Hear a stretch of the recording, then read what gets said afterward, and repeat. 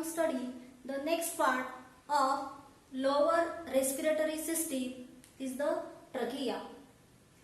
This trachea is also known as windpipe as it conducts the air and it is a pipe-like structure, hence it is named as a windpipe. This trachea starts from just below the lower end of the larynx, that is the cricoid cartilage, and it extends downward into the neck up to the middle of thoracic cavity or up to the mid of sternum or chest bone. This trachea lies in front of the esophagus. It is made up of fibrous muscular tissue. It is a long tube that is 10 to 12 centimeter in length. From the lumen of this trachea, air is come in or go out, means inspiration and expiration occurs through the lumen of the trachea. As the wall of the trachea, it is muscular in nature, so it may be collapse.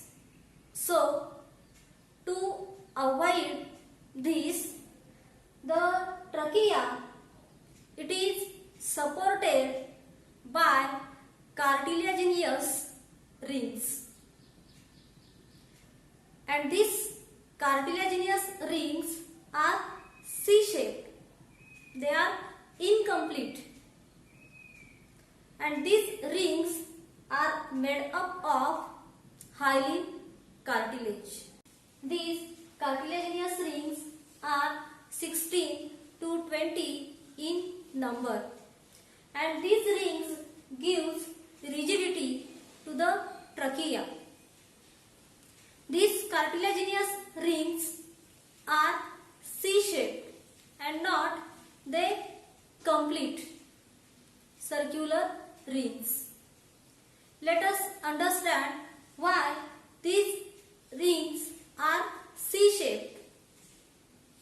In a neck region, two tubes are present, that is trachea and esophagus.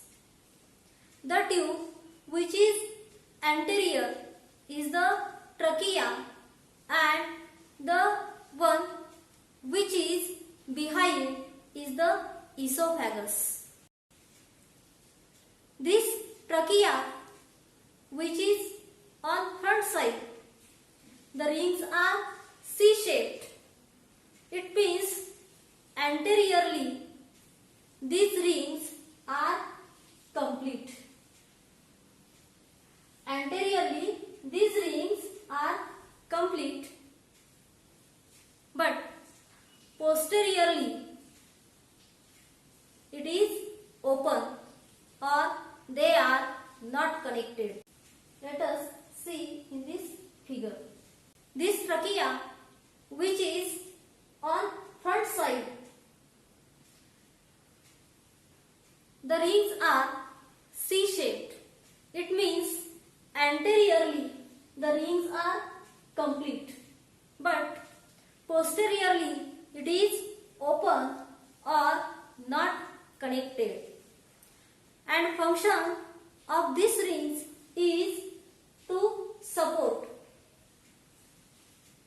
So trachea does not collapse. Why?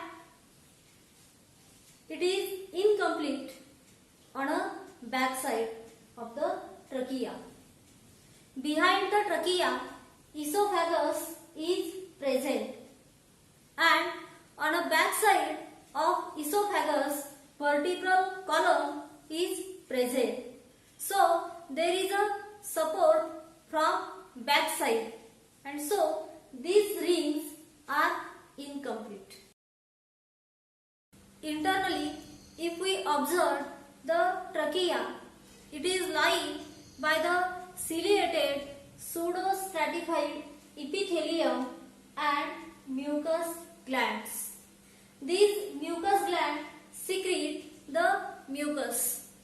Now, what is the significance or importance of this cilia and mucus? If any unwanted particle enters into the trachea, that is, it may be food particle or dust particle, they are trapped by the mucus. And due to the rhythmic movement of cilia, these cilia push that particles in a upward direction or superiorly towards the larynx, and from which they either enters into the pharynx and they are swallowed into the esophagus, or through the coughing action or by sneezing they can be removed out of the body. Thus, due to this ciliated pseudostratified epithelium and mucus, the food or dust particle or any substance inhaled along with the atmospheric air does not enter into the lungs. Now, next part is the bronchi. Singular is the bronchus. On reaching at the middle of the thoracic cavity or at the fifth thoracic vertebra, the trachea divides into two branches, and these branches are known as primary bronchi. The side where this trachea divides, this side is called as carina. Now, each primary bronchi enters into the respective lungs.